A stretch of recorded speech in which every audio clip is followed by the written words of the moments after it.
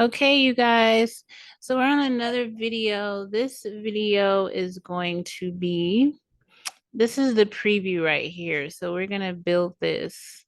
It's kind of what's on the back of like, food that you buy at the store.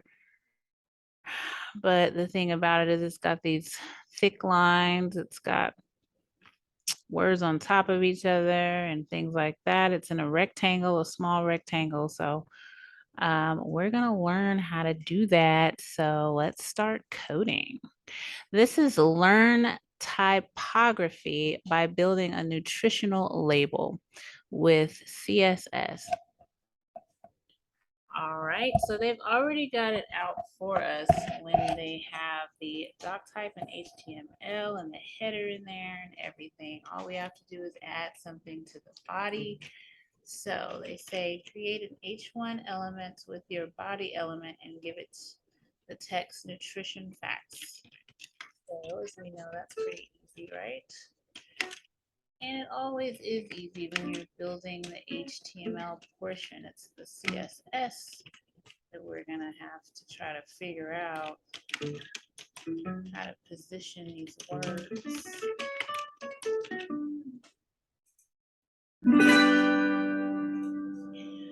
All right, below your H1 element, add a P element with the text 8 servings per container.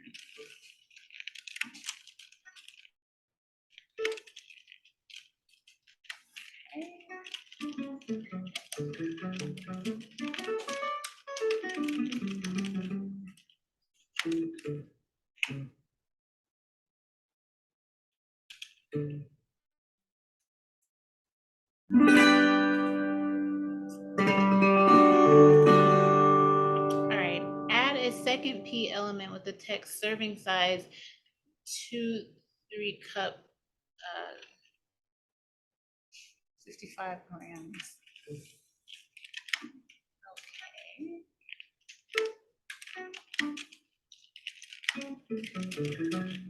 Oops.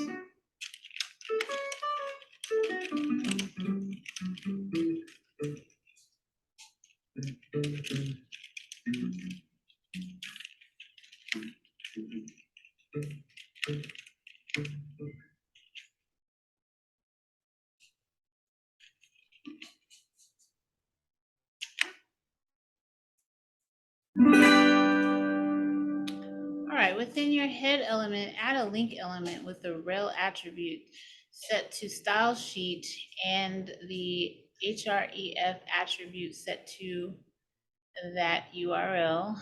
This will import the Open Sans font family with the font weight values 400, 700, and 800. Also add a link element to link your style CSS file. Goodness, we've got a lot going on in this one. So let's get eyes on this and take it one step at a time. In your head element, add a link element with the rel attribute to style sheet.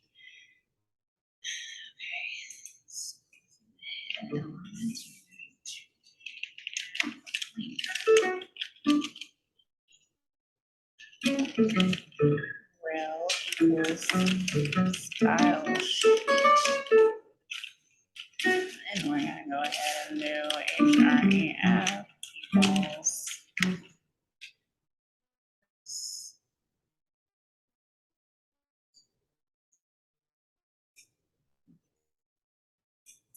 I've never seen a URL like this before.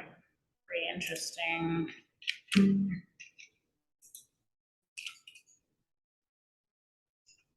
This will import the Open Sans font family. Did it do that? Did we look at that? Let's erase that because I wasn't looking at it to see what it actually did there.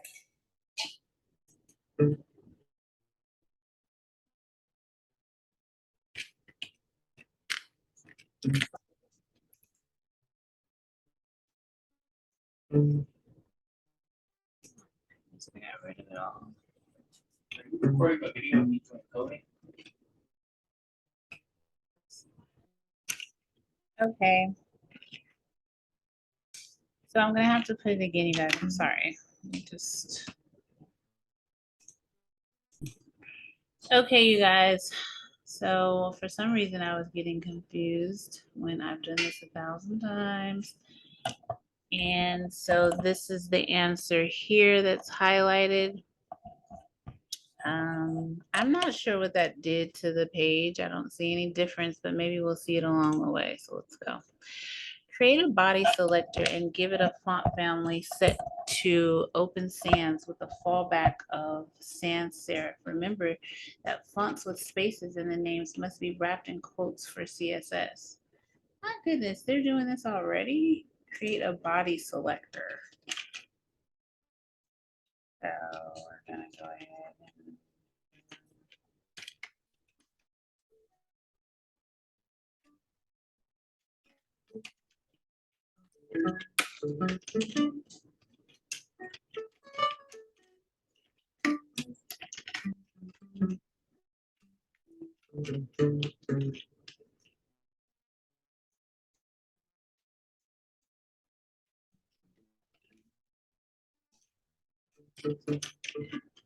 oh, I do remember doing this, but I can't remember what a fallback thing is.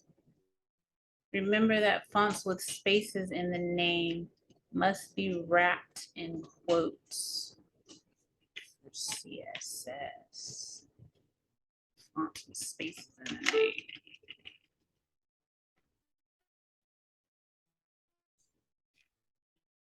Have spaces in the name.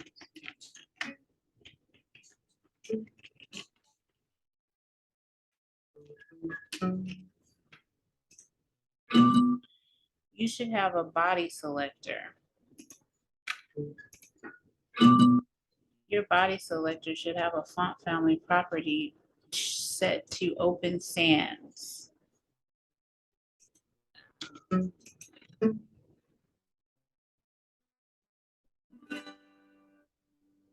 So that teaches us something. If you're going to have a fallback guy, he does not have the quotes, while that real one does. And the selector has nothing in the front of it. It's just there. All right, step 6. The font is a bit small. Create an HTML selector and set the font to have a size of 16 pixels.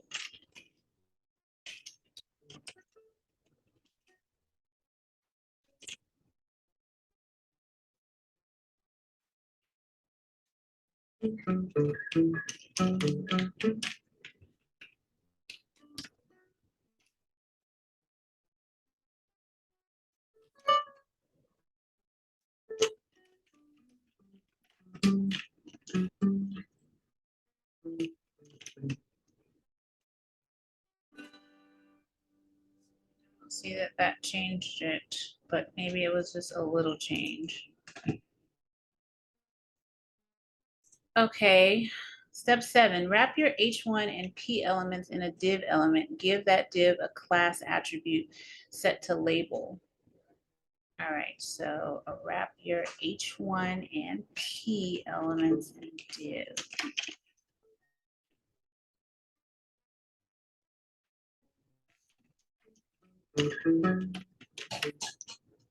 Give it a class attribute to label.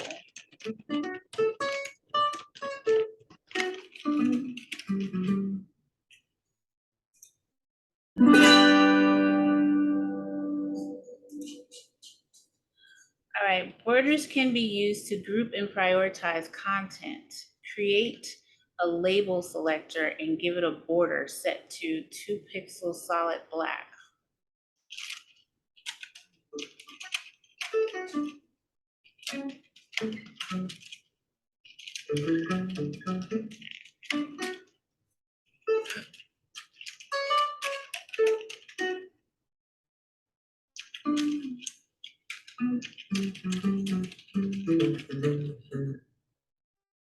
Look what that did. Okay.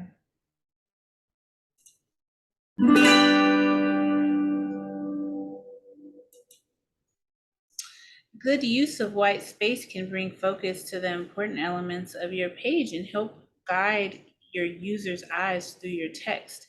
Give your label selector, a width property set to 270 pixels.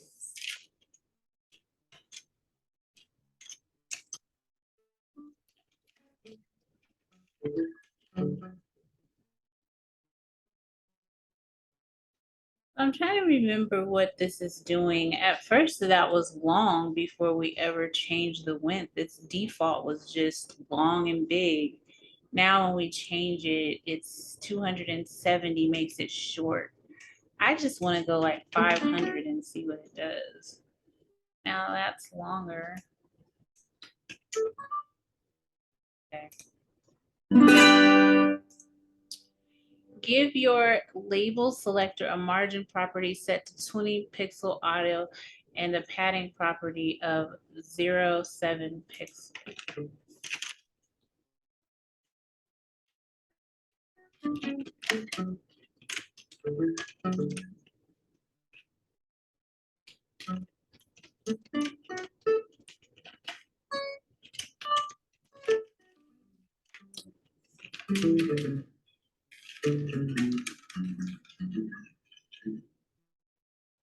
Did you guys see what that did? I was too busy typing. Let me erase this. Get eyes on this. Okay, so it just moved it to the middle. Let's remove the padding and see what that did. Oh.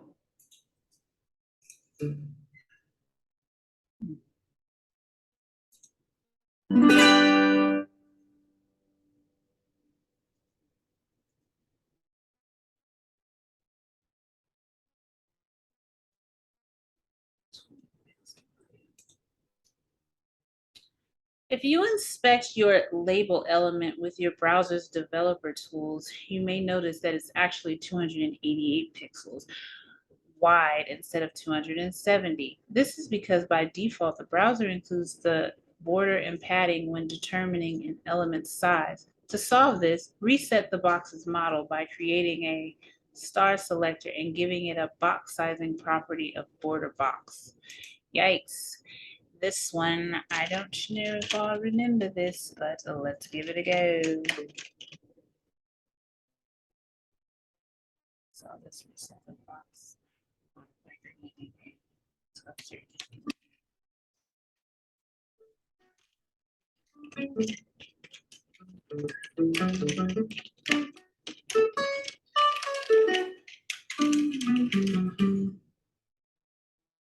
What did that just do? I seen it over there doing something.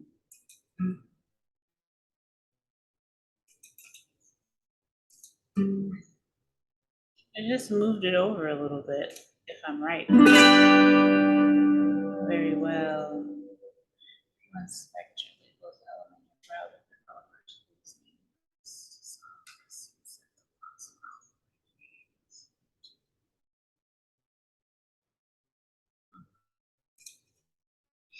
Remember that the use of H1 and H2 and similar tags determine the semantic structure of your HTML. However, you can adjust the CSS of these elements to control the visual flow and hierarchy. Create an H1 rule and set the font weight property to 800. This will make your H1 text bolder. Create an H1 rule and set the font weight.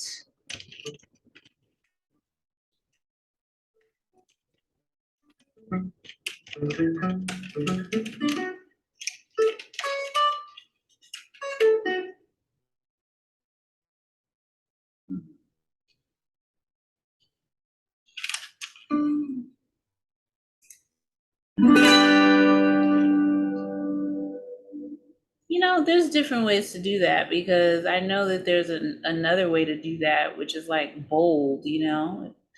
But I guess this 800 determines how bold it will be. If we chose 500, I wonder will it be a softer, yeah, it is. Or 700 would be kind of like.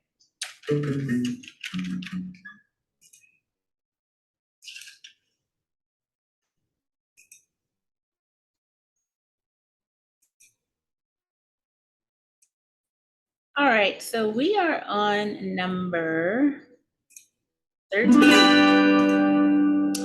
Give your H1 selector a text align property of center. I like this one because I really like things to go in the middle and, you know, make it look neater than that. On the side.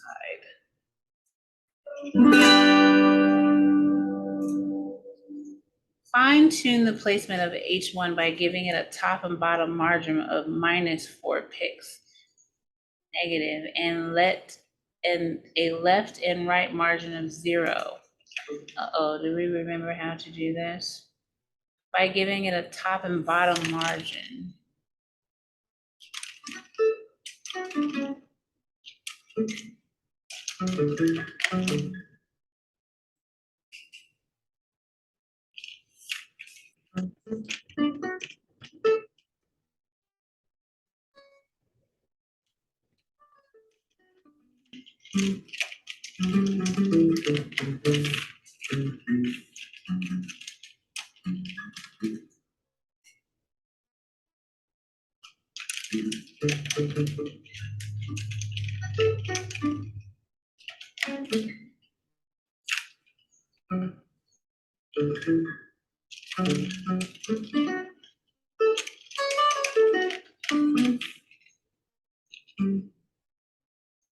You guys, I think we did a lot of typing and I don't think that this is right.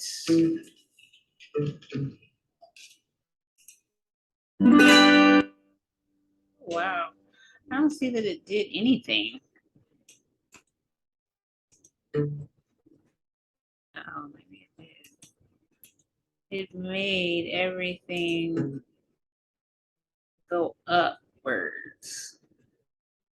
So we need to pay attention to this, you guys, okay? Because they're gonna have us do this next time. Margin top, bottom, left, and right is in control of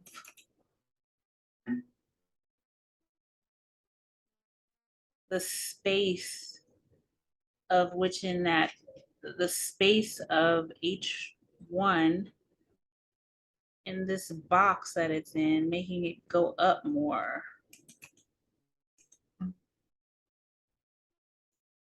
Making it be closer to the border of it all. That's what that did. All right.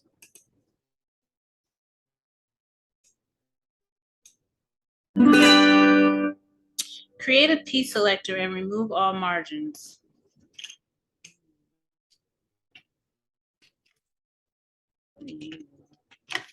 Remove all the margins. Go ahead and do.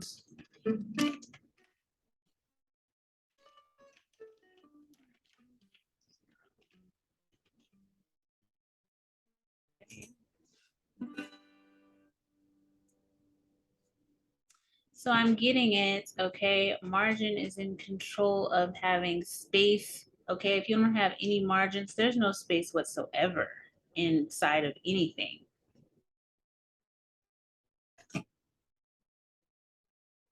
There's no space because that's just margin. I guess it's for all of them, the top, left, right, and the bottom. Lines can help separate and group important content, especially when space is limited. Create a div element below your H1 element and give it a class attribute set to divider. Create a div element below your H1 element. What this is doing is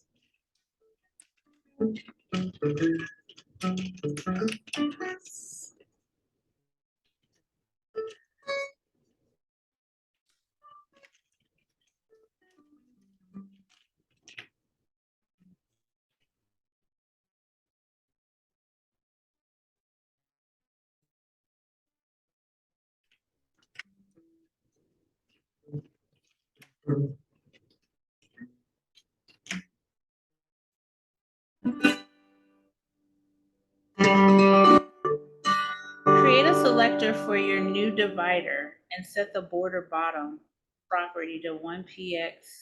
Also give it a bottom and top margin of 2px. It should not have any left or right margin. So we're gonna create a selector for your new divider.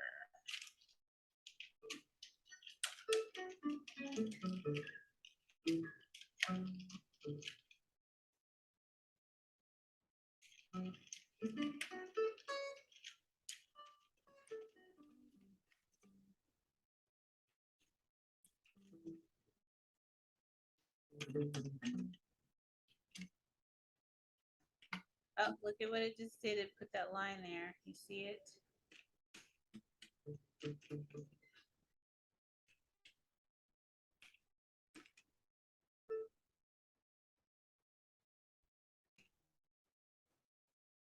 Also give it a top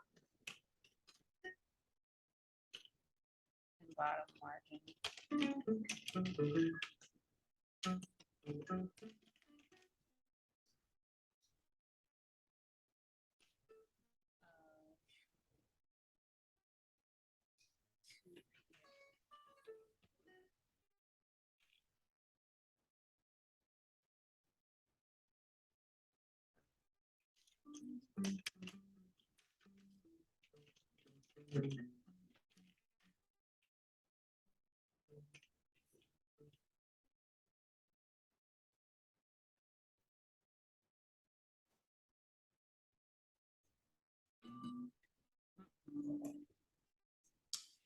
Your divider selector should have a border bottom property set to 1px.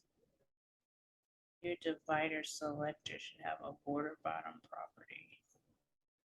Border bottom set to 1px solid. 88989. It does. Your divider selector should have a border bottom property set to solid 889.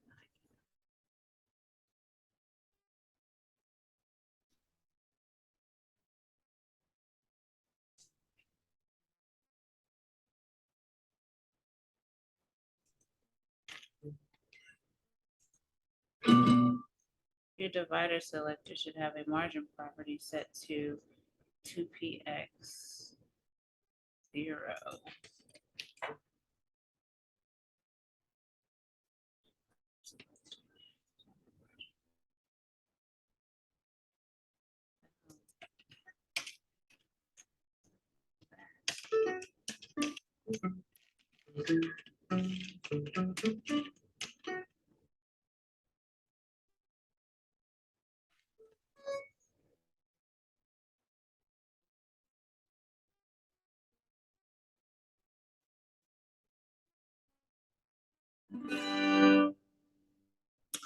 Oh, I guess when it said it should not have any left or right margin, we can't just leave it blank. We have to actually specify that it's nothing there.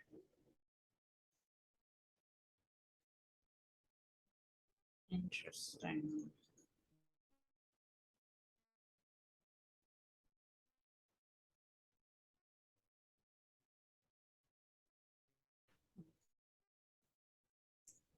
I wonder if I remove these, will it work then still?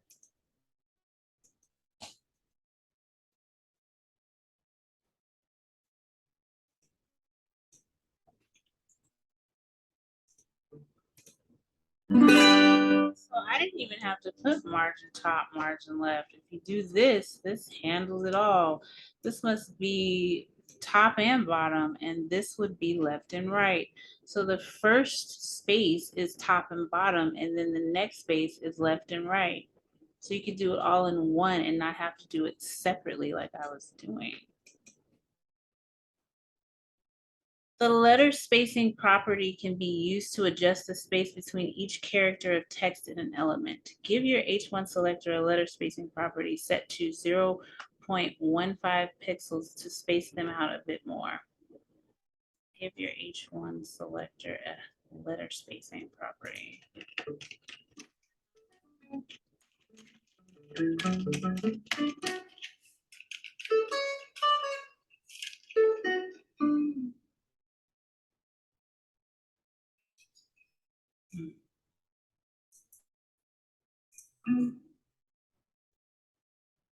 you guys see that?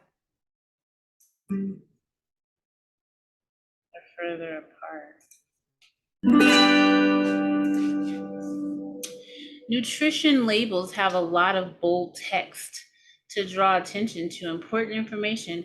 Rather than targeting each element that needs to be bold, it is more efficient to use a class to apply the bold styling to every element. Give your second P element a class attribute of bold. See, I told you bold was in there, you know. Give your second P element.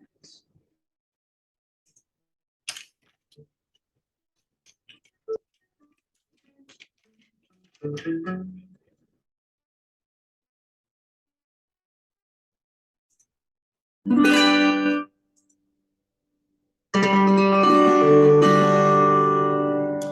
right, you guys, we're on step 20. Your new class does not have any styling yet. Create a bold selector and give it a font weight property set to 800 to make the text bold. Go ahead and remove the font weight property from your H1 selector as well. Your new class does not have any styling yet. Create a bold selector.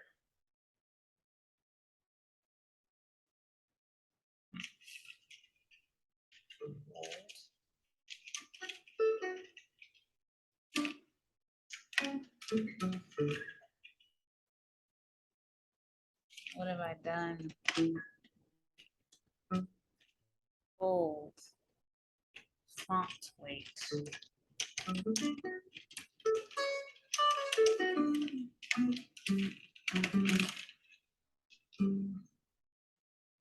Remove the font weight property from your H1 selector.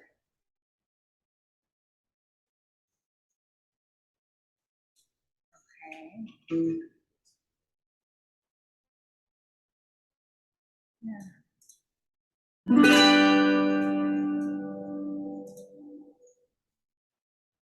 Give your H1 element a class attribute set to bold. This will make the text bold again.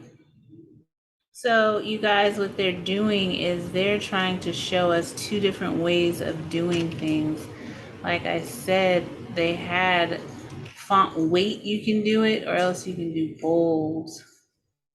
But I guess the font weight just kind of, you know, gives it a little bit more darkness than bold could or something.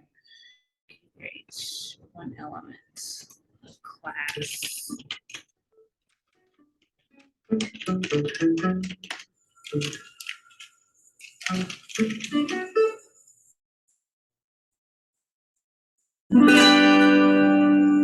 Horizontal spacing between equally important elements can increase the readability of your text. Wrap the text in a span element and give it a class attribute set to the right. Wrap your text. Uh-oh. You guys, I do not remember how to wrap the text. Wrap the text in a span element and give it a class attribute set to right.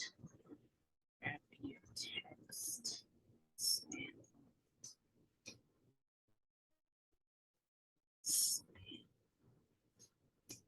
Oh, well, I'm telling you. Span. And okay, you're gonna wrap all of the text around this. I'm just trying it, you guys. I might get it wrong, but you know, at least I tried. Wrap the text. Oh, they only said wrap that cup text, not everything. So let's go over here and cut it off.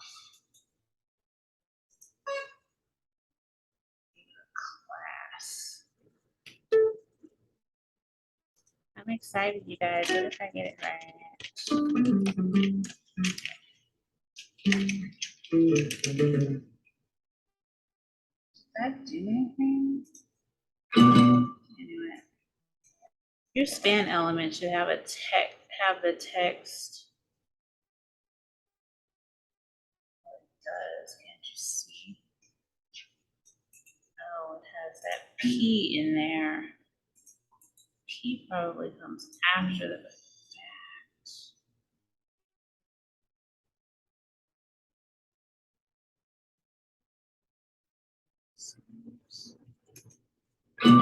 Your span element should have the text.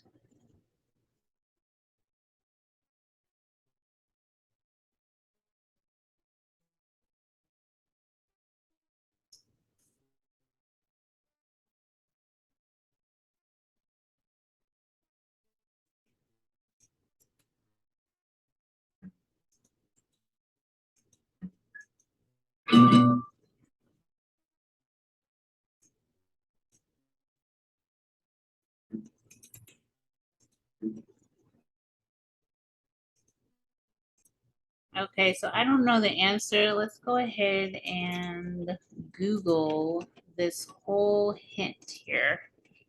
See what we got going on. So somebody else asked the same question here.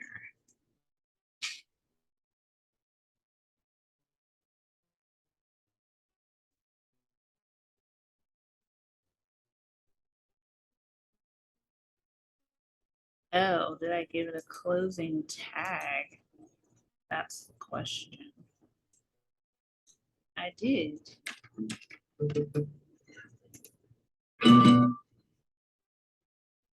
Maybe it's a self-closing tag.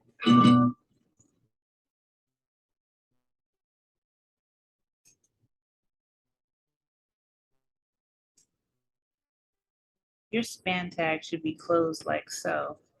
Okay, that's what I did at first. Just leave it if it hasn't passed. Leave it to the ones who have already done it. Your final code should look like this if you apply the above instructions. So Free Code Camp always does not want to give us the answer. They're trying to continue to give us hints, which is good. So we still have to figure this out here. Span class right. This is exactly, they put what I put, but they were wrong. Oh, sorry, you guys.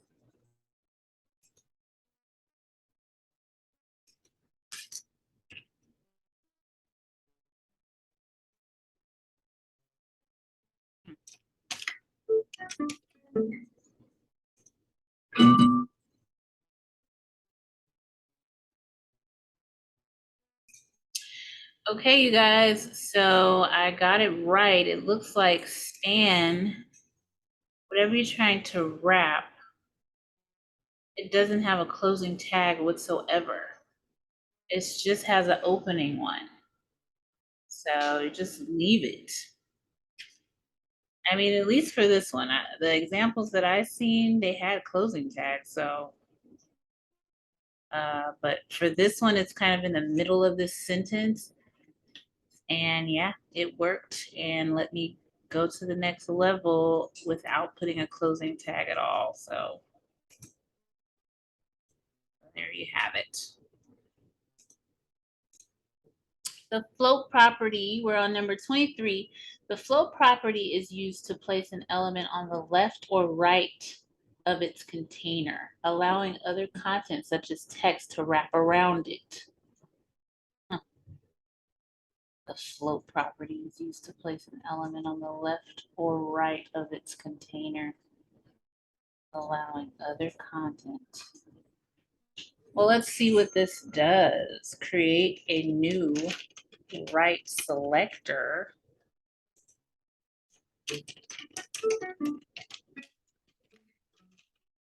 And set it to float to the right.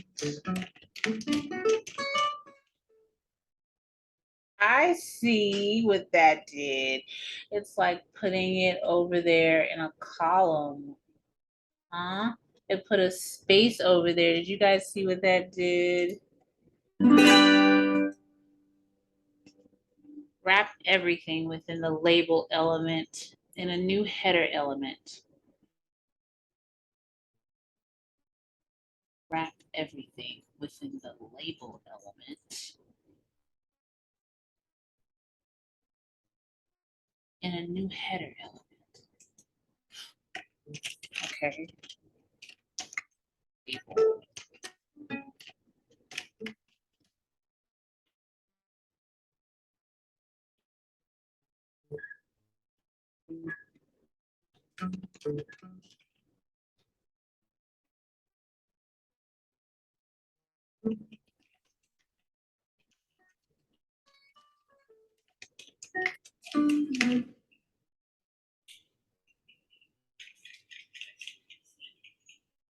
Wrap everything within the label element and a new header element.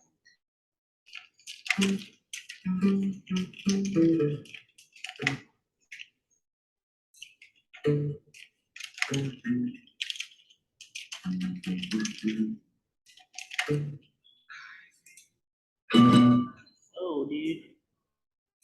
Your header element should be within your label element. That's what I was wondering. I thought it was underneath it. Let's get eyes on this and fix it.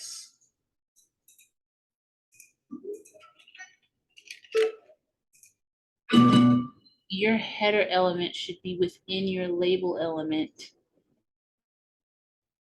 Can't you see that it is? Element within the label.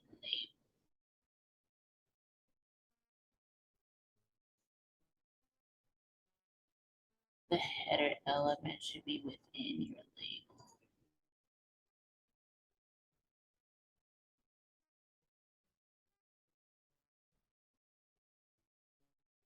Oh, they're talking about the class. Here I am making another label element when it's already there.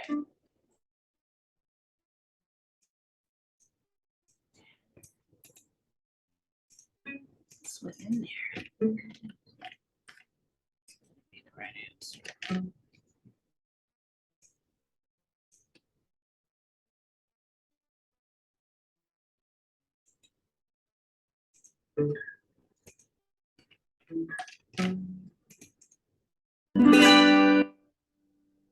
You guys, they were talking about the class label, not the actual element label. I was making a whole new one. So I was wrong there. I hope you didn't make that same mistake. All right, we're on step 25. Now update your H1 selector to be header H1 to specifically target your H1 element within your new header. Now update your H1 selector to be header H1.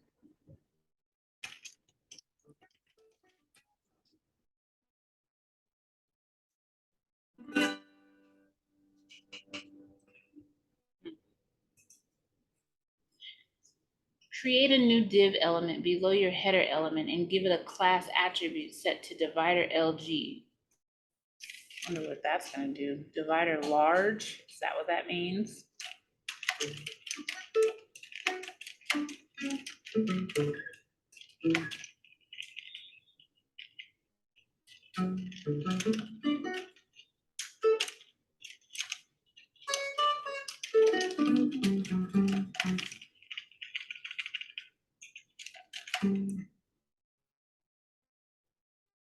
Oh, look at that.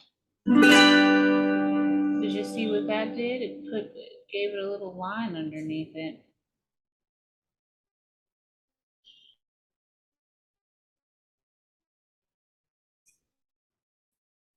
Create a new LG selector and give it a height property set to 10 pixels.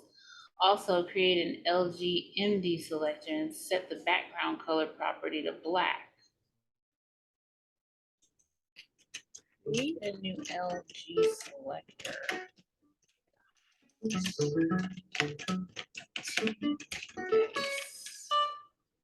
Also create a 1G LG selector.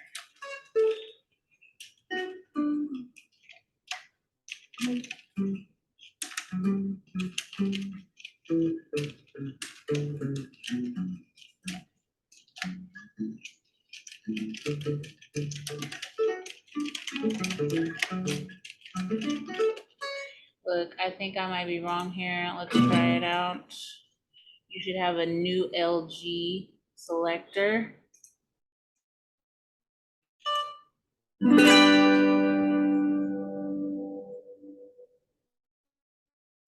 Well, look at that. It made the background black.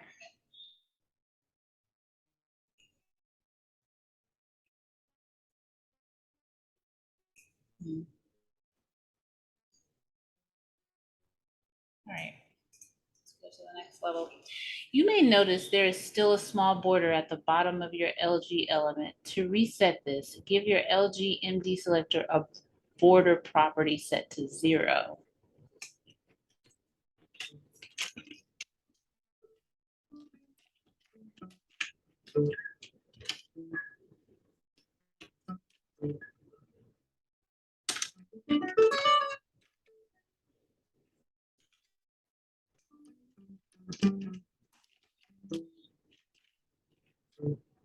I don't see that it does anything, you guys.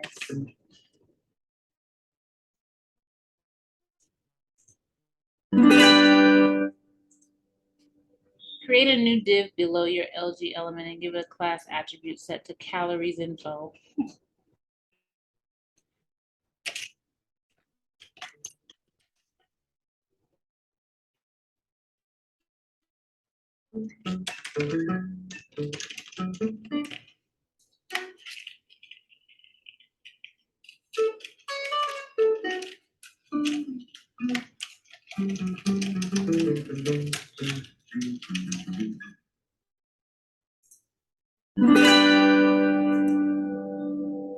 Within your calories info element, create a P element. Give that P element a class attribute set to bold small text and the text amount per serving.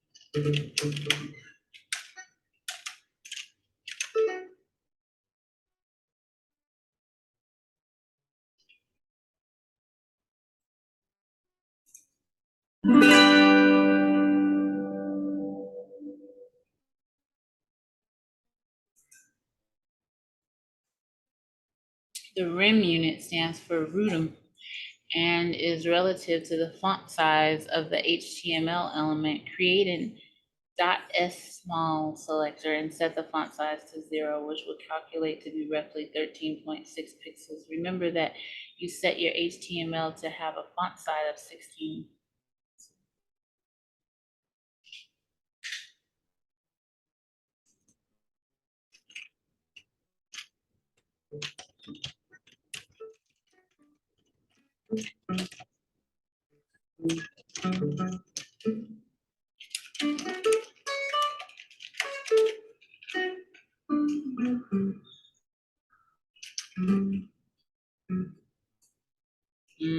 That's small.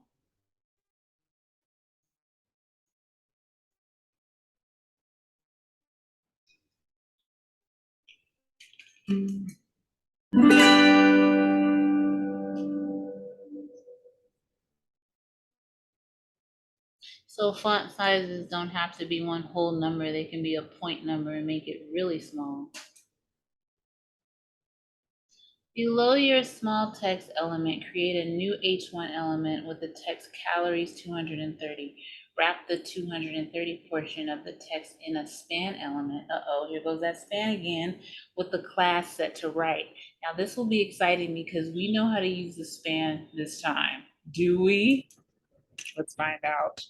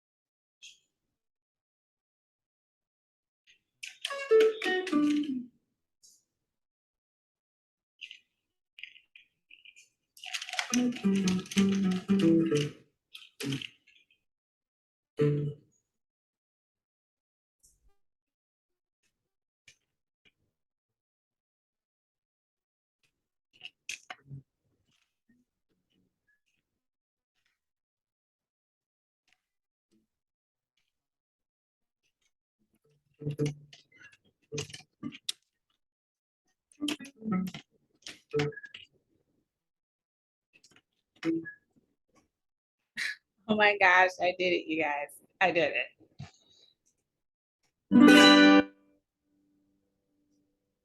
Oh, look at that. So it's going over there to the right side, further to the right. Okay, so the span class does that with the right. No closing tags, ladies and gentlemen. Step 33, create a new calories info H1 selector, setting the top and bottom margin to -5 pixels and the left and right margin to -2. Okay, so remember the margin. You don't have to do them separately like I was doing. You can do them to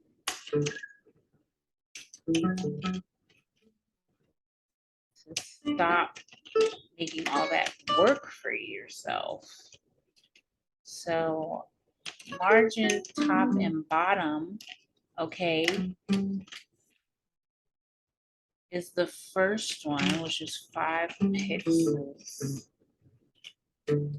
And then the next one is left and right, which is 2 pixels. Oh my gosh, if I get this right, oh, this is gonna be a big deal. But first, let's find out what this actually did, to be honest with you. Let's get eyes on this. All right, so it brought it up.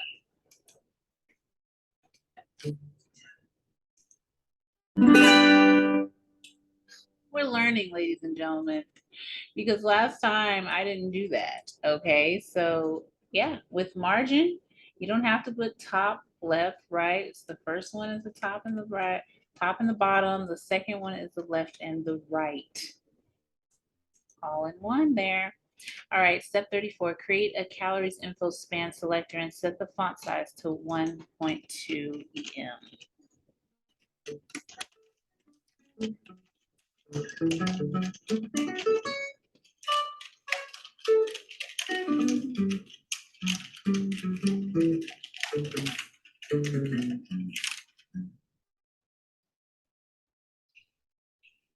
Whoa, that's too big, you guys. What are they gonna do to make us change it? The larger font size of the number is causing it to overflow with that border. Give the H1 overflow property set to hidden to avoid this. Huh.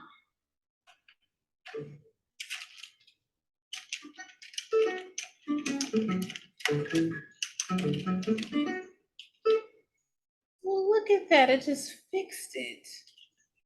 Just perfect.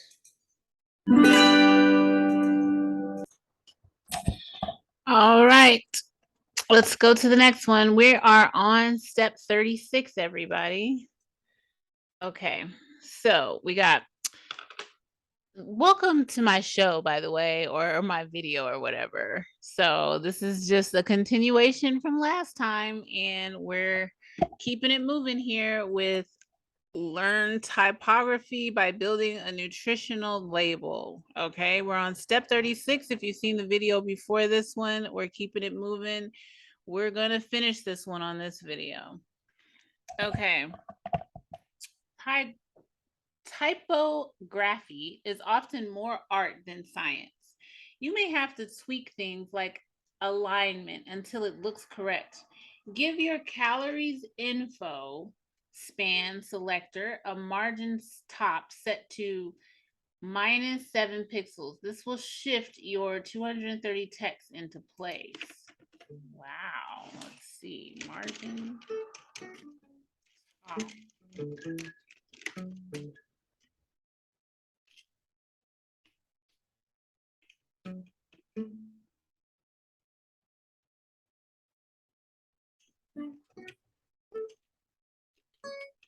I see what it did, you guys. I do see that.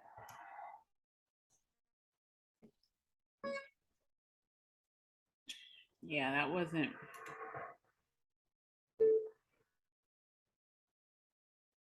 Okay.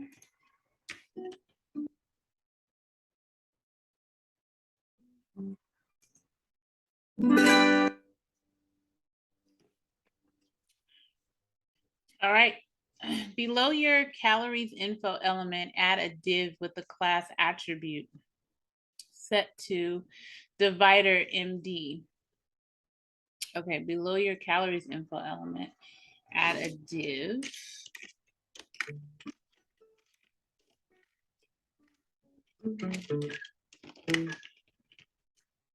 with a class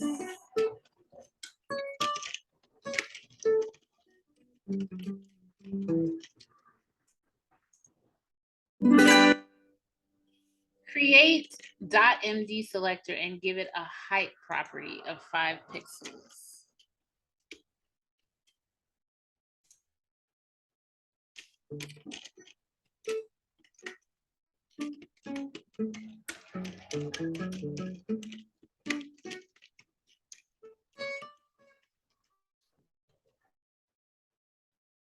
Wait, I didn't see what that did.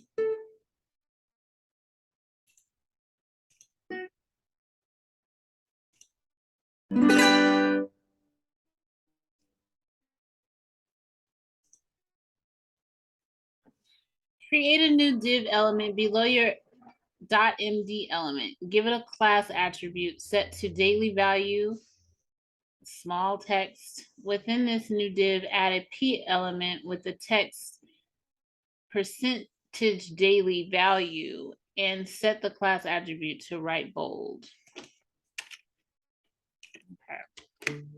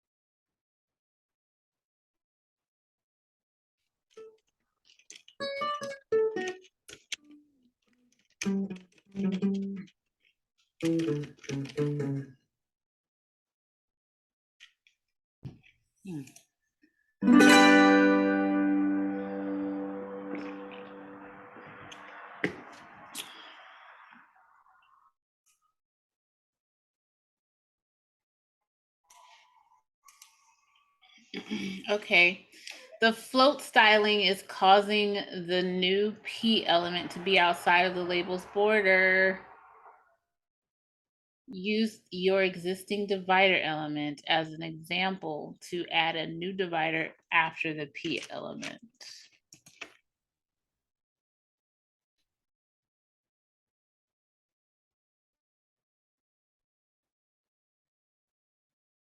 Use your existing divider element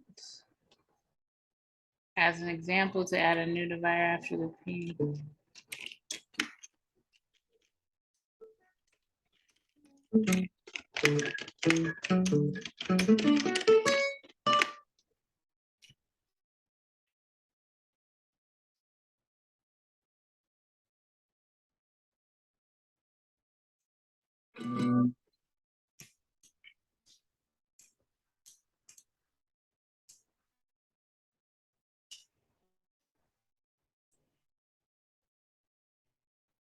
You should create a new div within your daily value small text.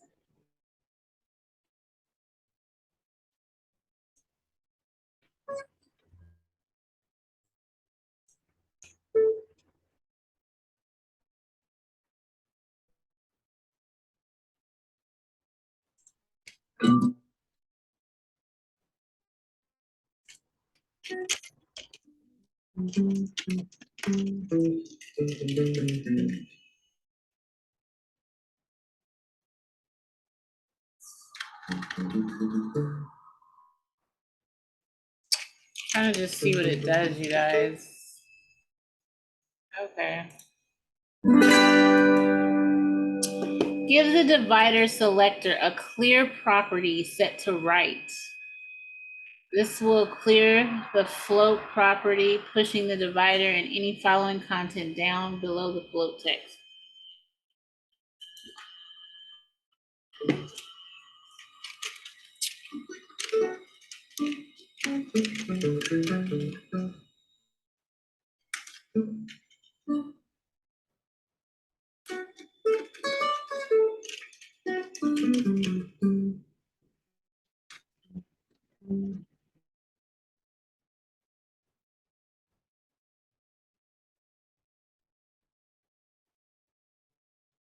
All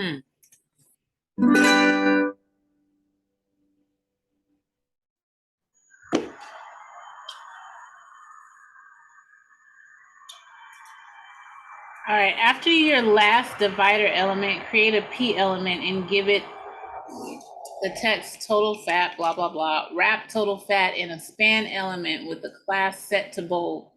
Wrap 10% in another span element with the class set to bold right.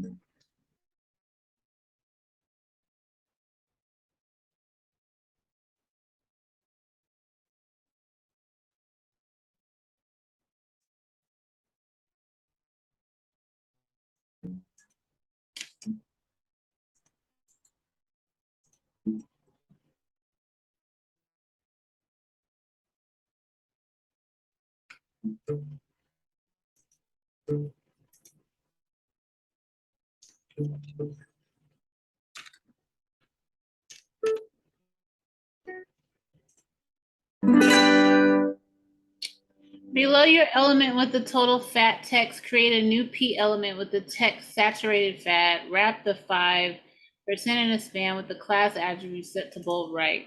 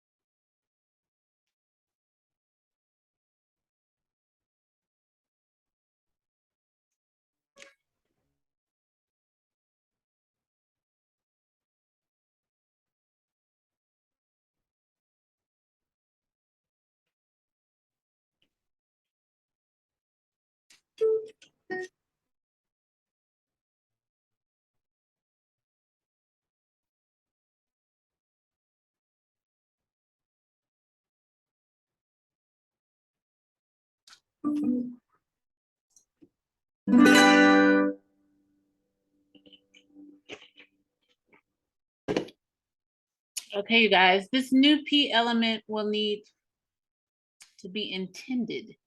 Give it a class set to intend. Indent. Oh, indented. Sorry, you guys. Not reading right.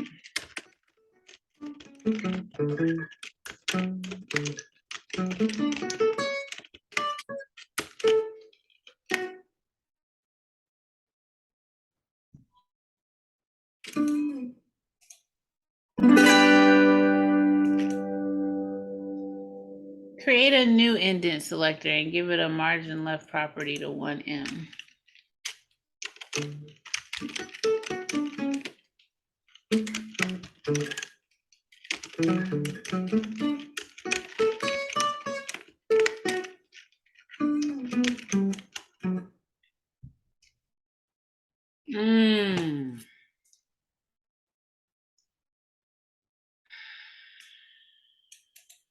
Look at what that did, you guys.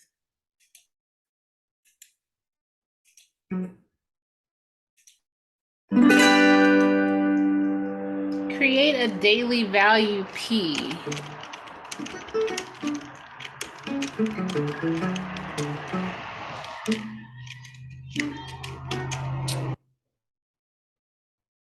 And target all of your P elements in the daily value section. Give the new selector a border bottom set to 1 pixel solid.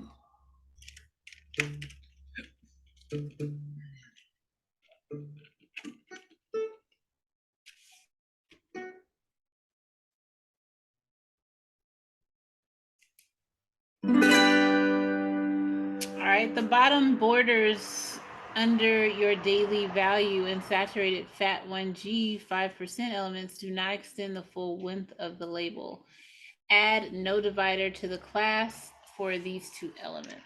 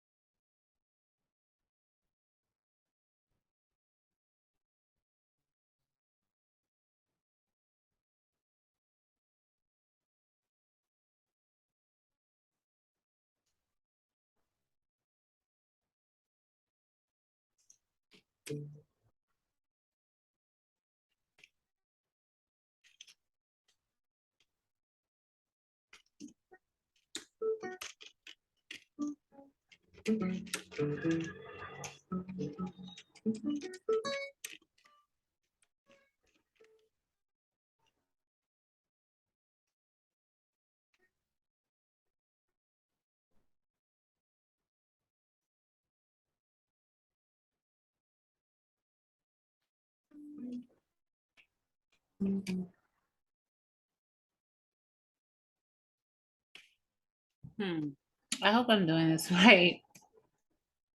How do you do this? Do you just do another one?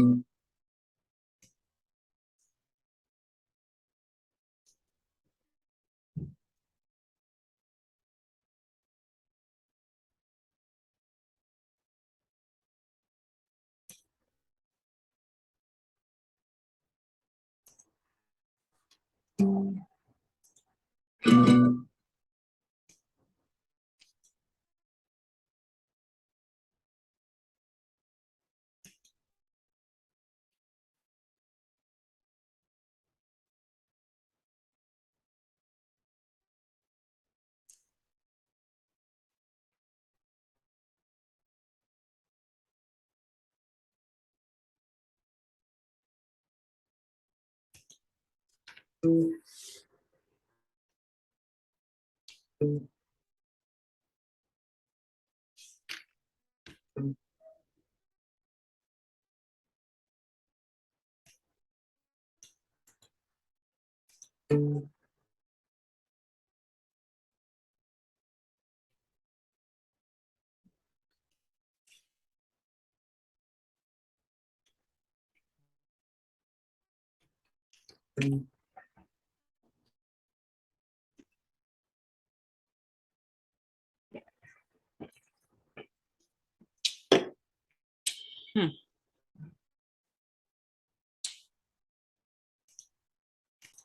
Oh, I think I got it.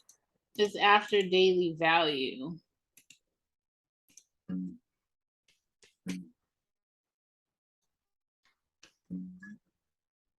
then it's the same thing for, let's see what they say, saturated fat.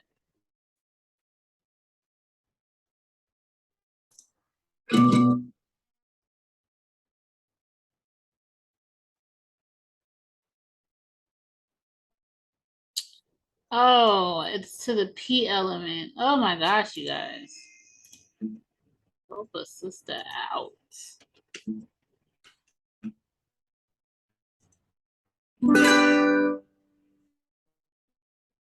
Okay.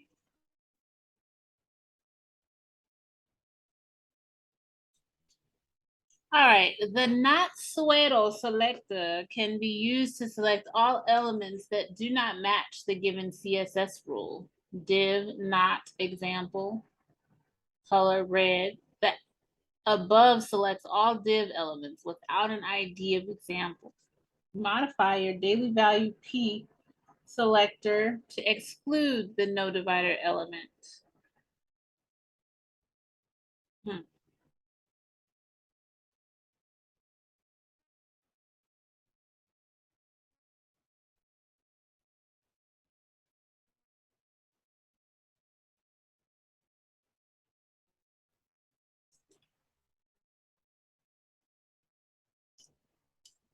Okay, I'm thinking about this, you guys. Like the not suedo selector can be used to select all elements that do not match the given CSS rule. Div not. The above selects all div elements without an ID of example. Modify your daily value P selector to exclude the no divider elements. Okay, this should be easy, you guys. Div not no divider.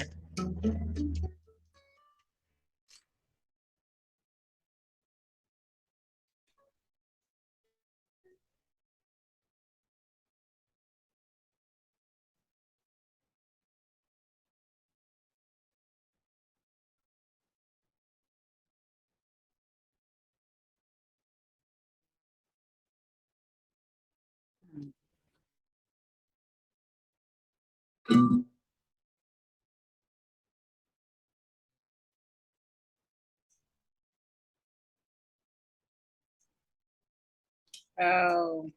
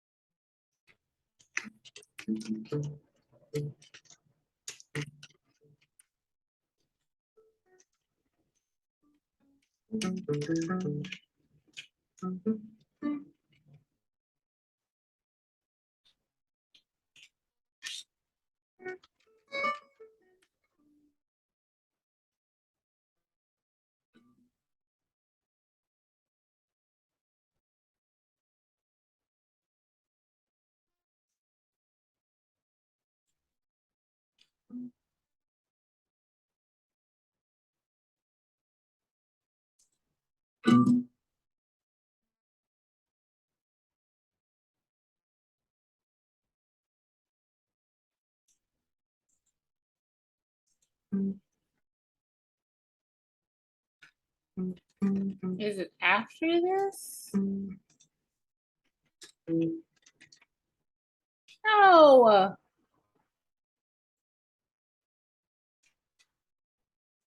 I mean, at this point, this is the answer, right?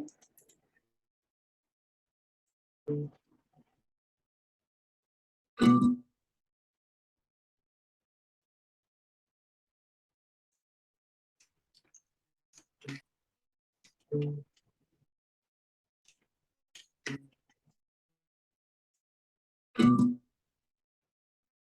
my goodness, you guys. I don't know what the answer is.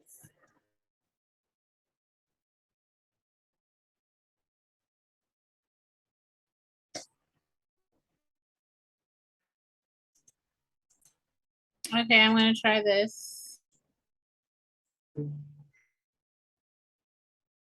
think it goes in the top part, you guys. Okay, so when you don't want to include something, you just put that, not the no divider one. That one won't be, it'll be an exception to the rule. All right, I get it. Now you will have to add separate dividers below your no divider elements. Your first no divider element has a divider after it. Create another divider after your second no divider element. Whoa, what? Now you will have to add separate dividers below your no divider elements. Your first no divider element has a divider after it.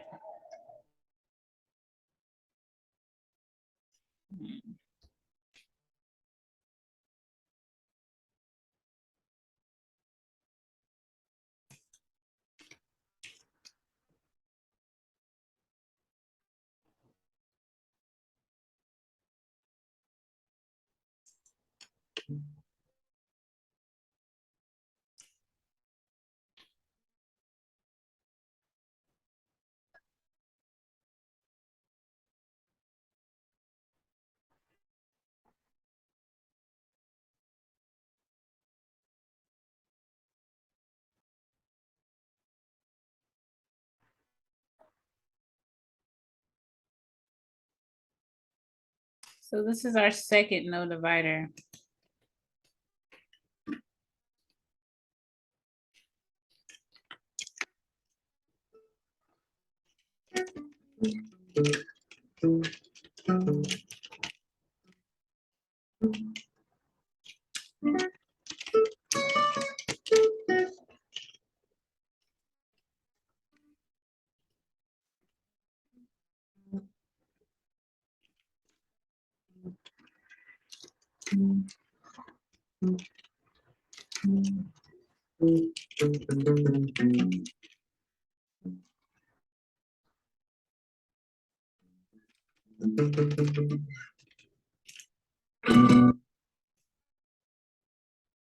You should create a new div at the end of your daily value small text element.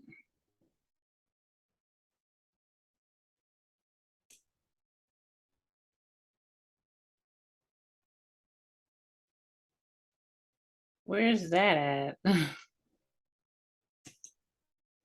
Oh my goodness. I'm tired, you guys. I'm sorry. Okay, wait. You should create a new div at the end of your daily value small text element. Where is that element? Like I see it, nothing.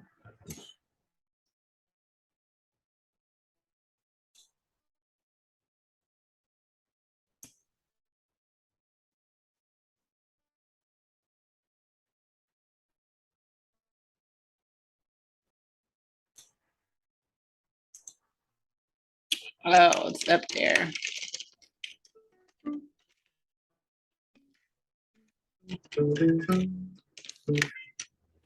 Okay, so this one, I guess, should say divider on it.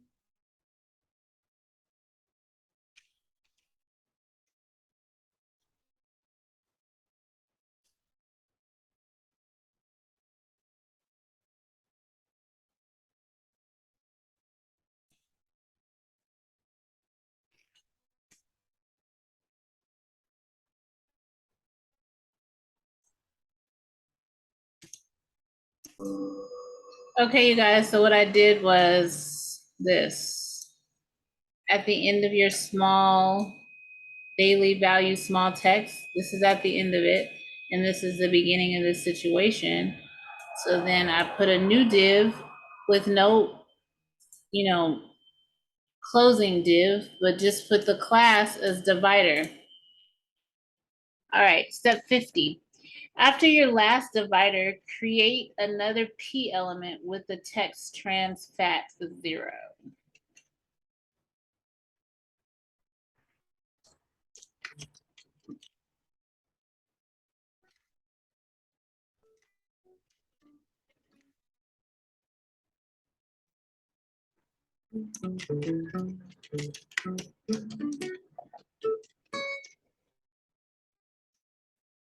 All right, the word trans by wrapping it in an I.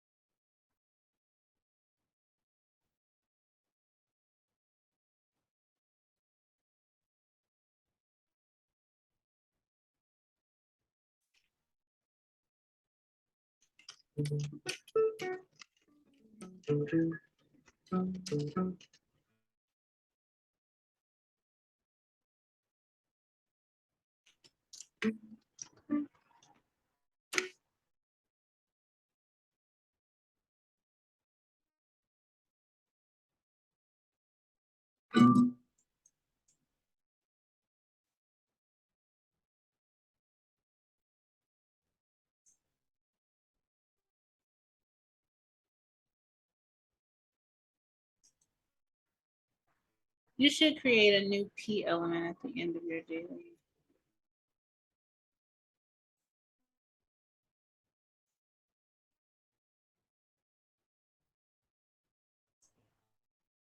I guess they want this up there, you guys.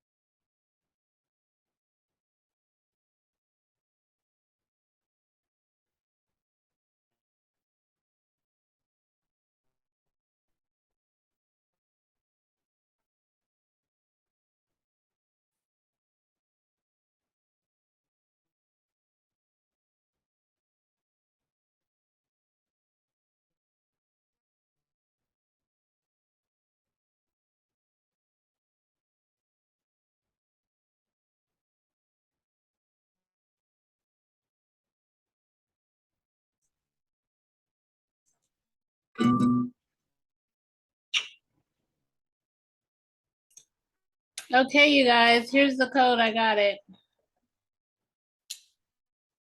It looks like I had span on it when it wasn't supposed to have it. I don't know why I was putting it wrapped around in that span like that. They helped me over here. You guys should go to Free Code Camp's Discord. It's really good because if you have a question, they help you. Okay. All right, so here we go. Let me just reply back to him. Okay. So step 51, create another divider after your last P element. Okay.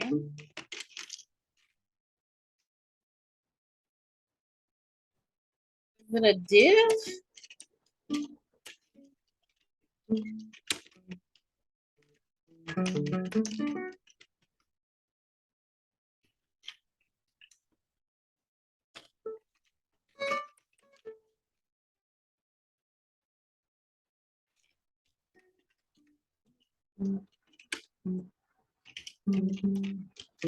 Is that how you create a divider? Yes, I did it right. Hey. Okay. After your last divider, create a new P element with the text cholesterol, OMG. Wrap the text cholesterol in a span element. Now, this is a span element. Create a new P element with the words cholesterol, 0 mg, 0%. Wrap the cholesterol only in a span of its own. Everyone, I'm trying to figure out, what do spans do? Do you guys know the answer to that? Okay. You give the span element the class attribute bold. Okay.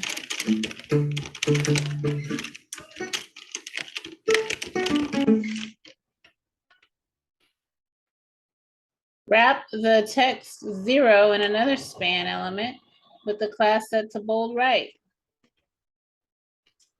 I'm getting what the span is doing. It's separating things.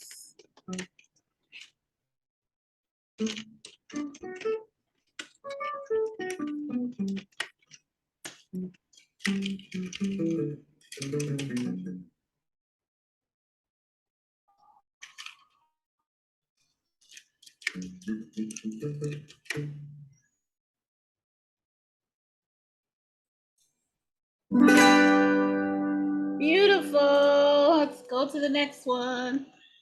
All right, below your last P element, create another P element with the text sodium, blah, blah, blah. Okay.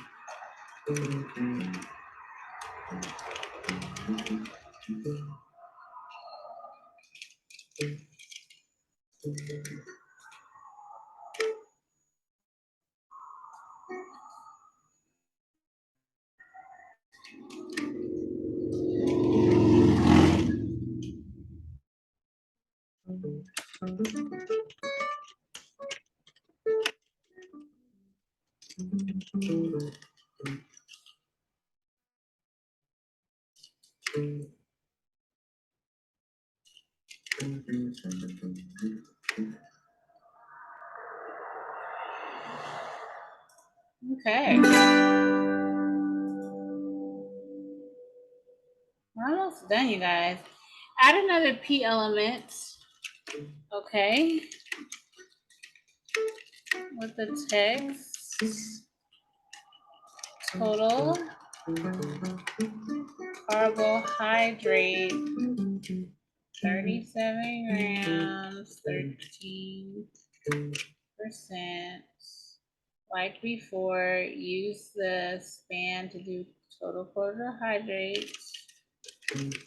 I get what they're putting down here, but we're gonna do bold.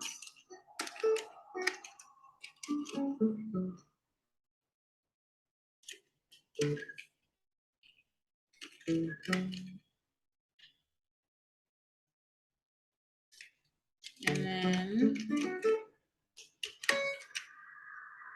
oh.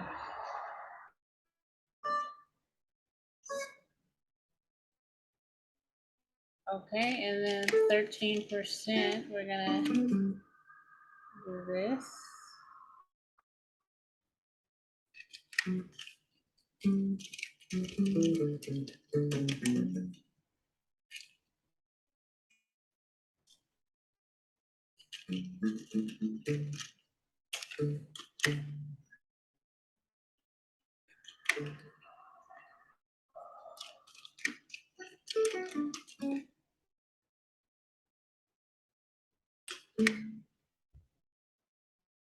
Okay.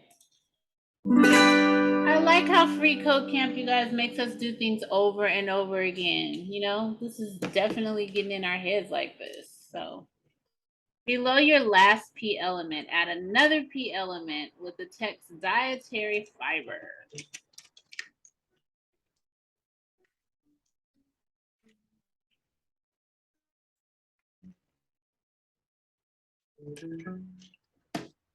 Ah.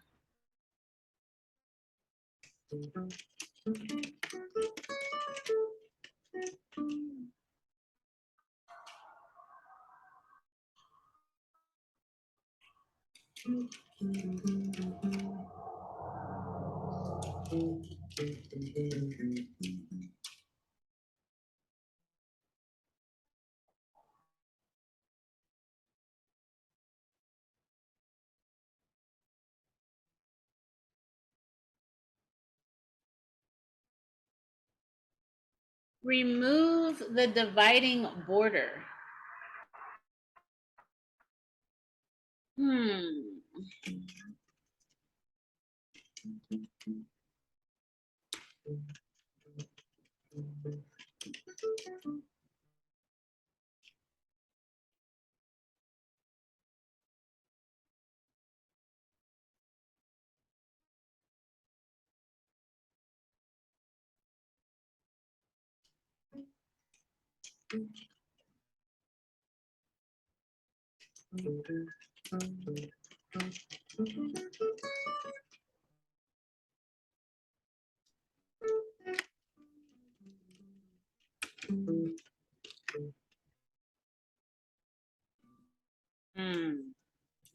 Your new div should have the class attribute set to divider. Oh. Right.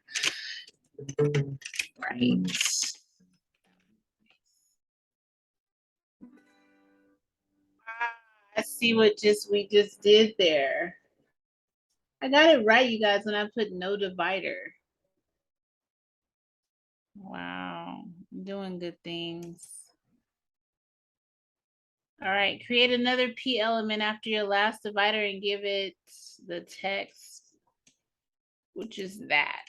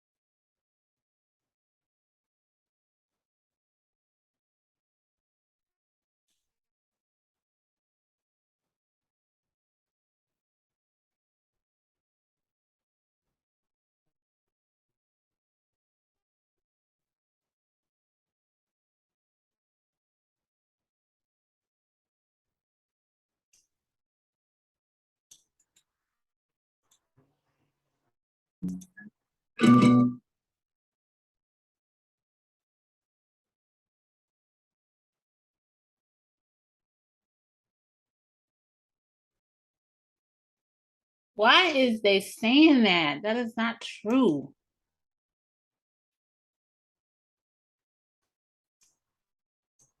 Maybe it goes inside of the div. That's like the only thing I can think of.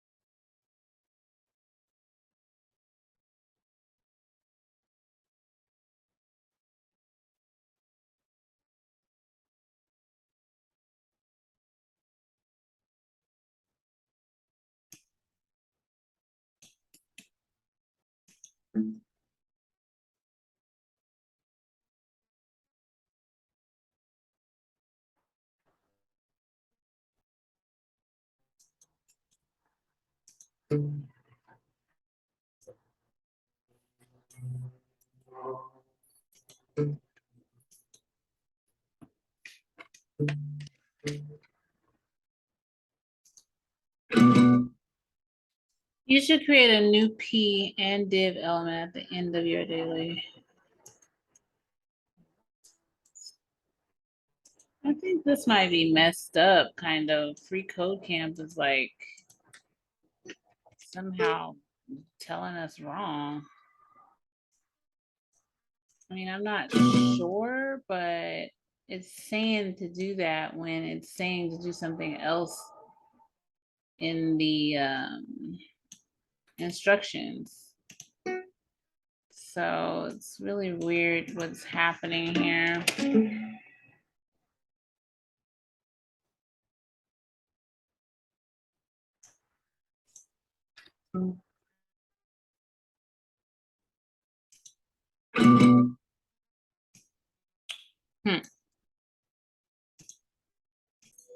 Okay, you guys, this was the answer.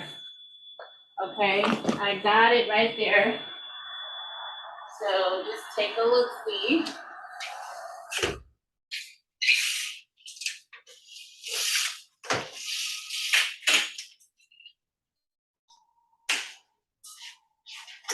All right. So we are on, what are we on? Number 57. We're almost finished, you guys. The advantage to creating these dividers is that you can apply specific classes to style them individually. Add DBL indent to the class for your last divider.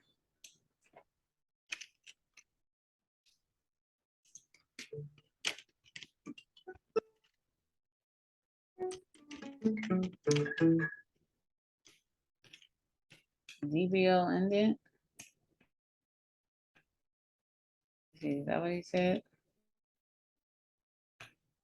Oh, DBL indent.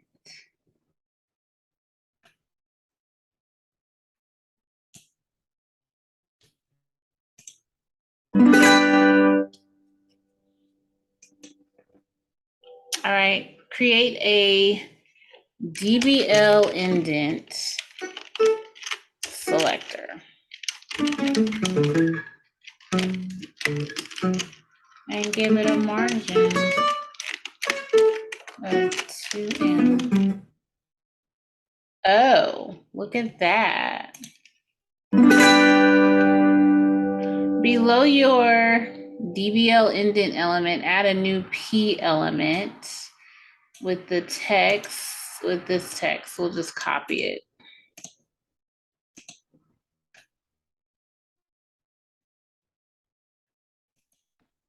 This is getting to be so much code, you guys, that we're writing that it's like getting too long.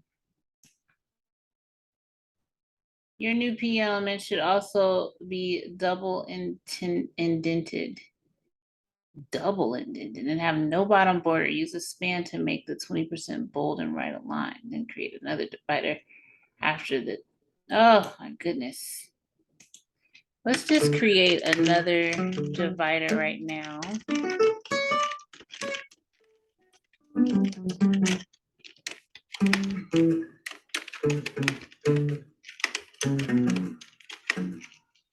Okay, so then we're gonna do span and then right up. That's the class.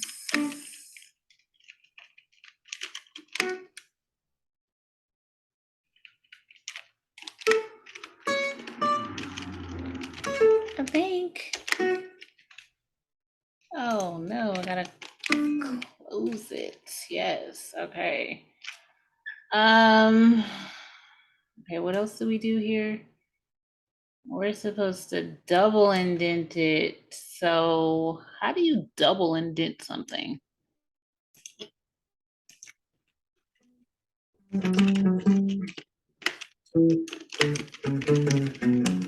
Indent times 2?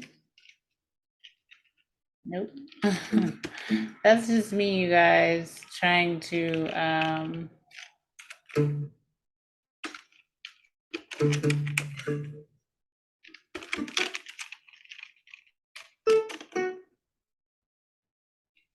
don't know how to double indent something. Oh, well, that's it. Double indent.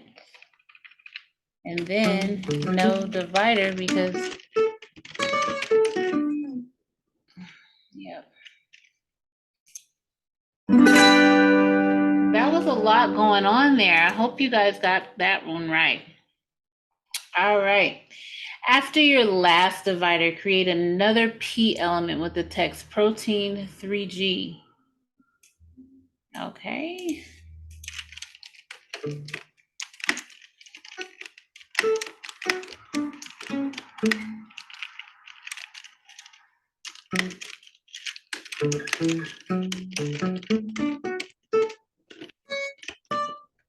Okay, protein 3G. Use the necessary classes to remove the bottom border and a span to make the protein bold.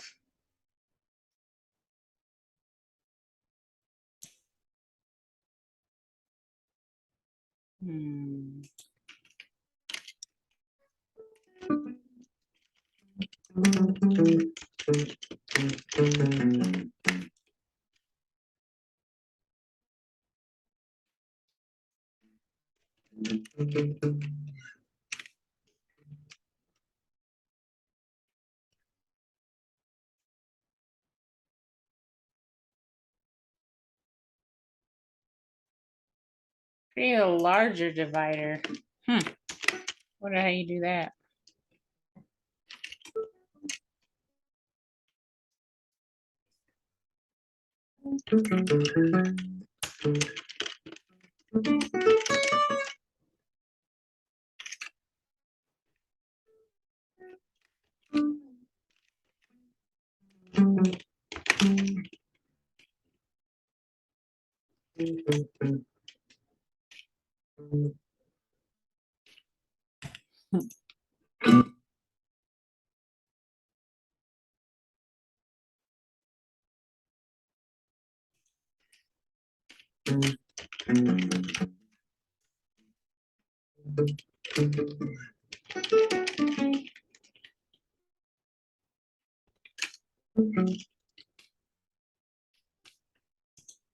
I was close, you guys. I put large divider, but really what it is divider large. All right, create another P element below your larger divider, giving the P the text of that. And we're going to use the span to make the 10% align to the right, but do not make it bold. All right, you got it, you guys. I do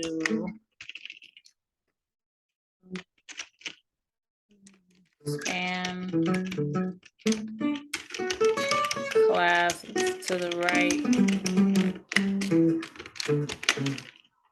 Don't make it bold, you guys.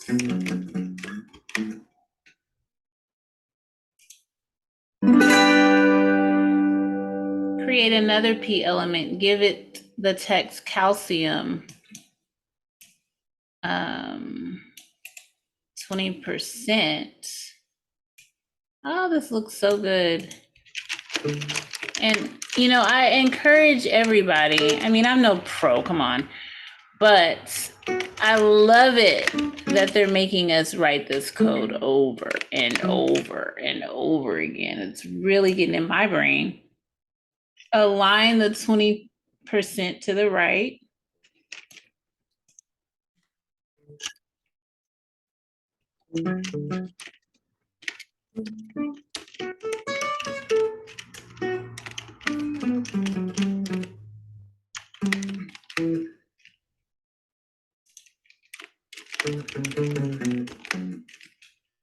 Okay, and then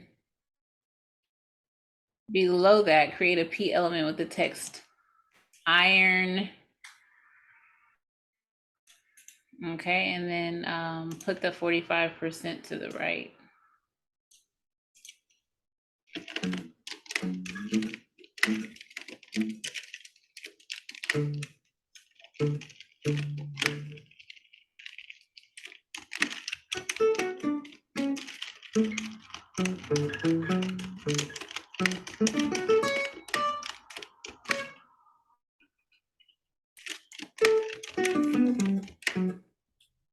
Okay.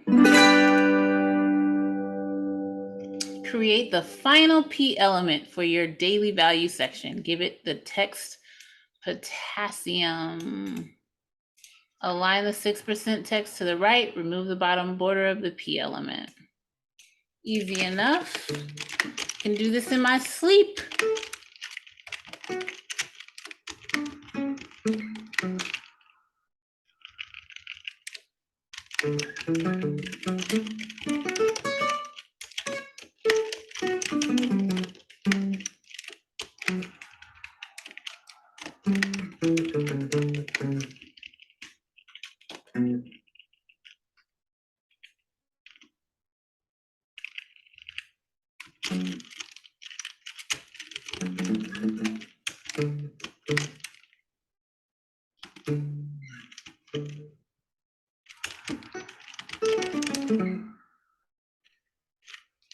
I think that's right. Hold on, let's see.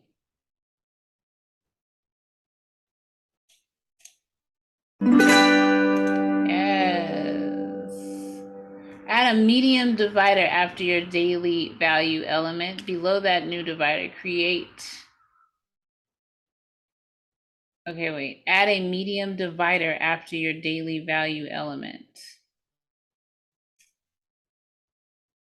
Daily value. Below that new divider, create a P element with the class attribute set to note. I kind of don't understand, but let's go ahead and just go with it.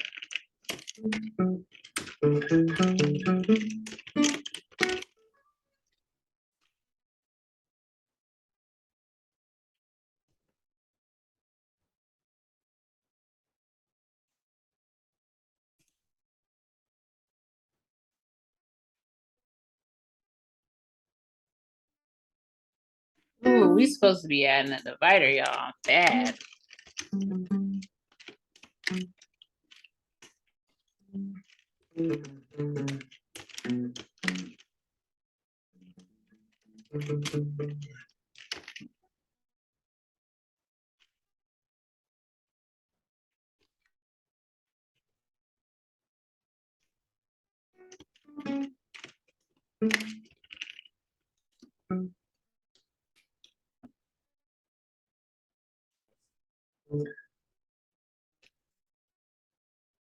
I think I did good, y'all. Oh, look at that. Look at that. Look at that. Look at that. Hey, look at that. Look at that. Step 65, create a note selector. Let's style this. Set the size of the font. What is that font size? 0.6. Yeah, that's more like it. And set the top and bottom margin to 5 pixels. Removing the left and the right.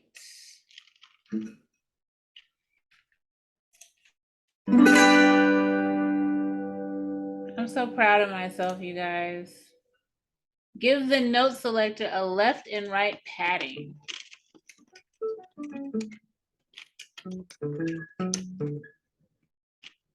Uh-oh, I don't know how to do this one that good. Padding the left and the right. 8 pixels. Removing the top and bottom paddings.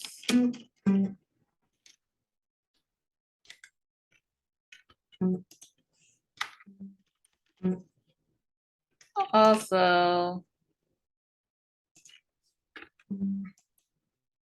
I think that worked. Let me take this away and see if it'll do it.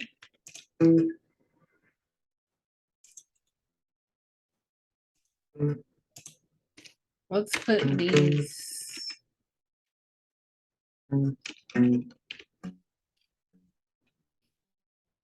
No, I think it was the other way. It looked better, right?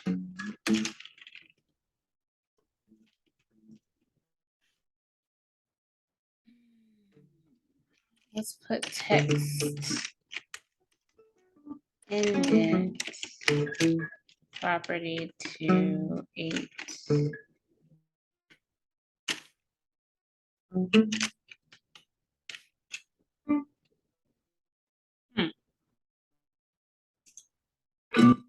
And your note selector pattern property set to 0, 8. I knew it. I knew the 0 was first. But the thing about it, the 8 has to say pixels. Okay, you guys, our code is done for this. We got through it. This was our last one. And next, we're going to create a student info. So stay with me. I'm going to be doing this on the next video. All right, you guys, see you in the next one. Bye-bye.